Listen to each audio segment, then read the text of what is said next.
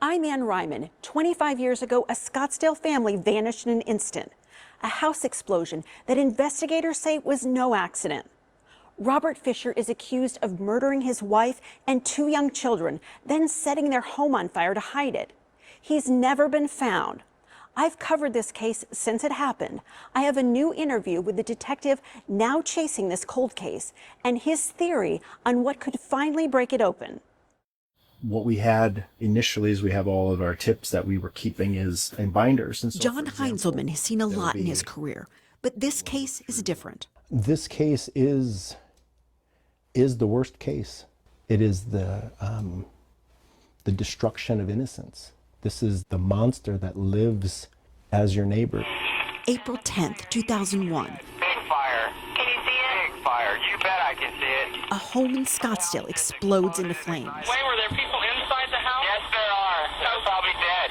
Inside the charred remains, firefighters find the bodies of Mary Fisher and her two children, 12-year-old Brittany and 10-year-old Bobby. Husband and father Robert Fisher was gone. So was the family dog, a Queensland Heeler mix named Blue.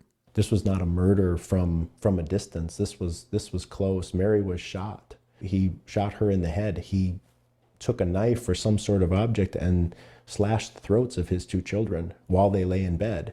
Investigators say the gas line had been severed and rigged to explode, with a makeshift fuse left behind. The best we can determine was that he had arranged a candle or something burning that he could leave as more of like a long-term fuse. Before he disappeared, Robert withdrew $280 in cash from an ATM near his home. He drove off in Mary's Toyota 4Runner. That is the last documented sighting that we have of Robert, is from the ATM. Nearly 2 weeks later, investigators found the 4Runner 100 miles away in the woods near Payson. Blue was waiting outside the vehicle. Blue was still there. He had some porcupine quills that maybe stuck in his muzzle. But Robert was nowhere to be found. You all be careful, don't stop for nothing. If I see him, I guarantee I'll run him over. We've not found any scent or any physical evidence anywhere around that vehicle. A search turned up nothing. What remained were these home videos, rescued from a fireproof safe in the rubble. On the surface, everything looked like this was just an average, everyday family. ABC 15 spoke years ago with the first detective assigned to the case, John Kirkham. He interviewed a neighbor who overheard the Fishers arguing the night before the explosion. I believe that that fight that was overheard by the neighbor was the precipitating event that drove him to do it.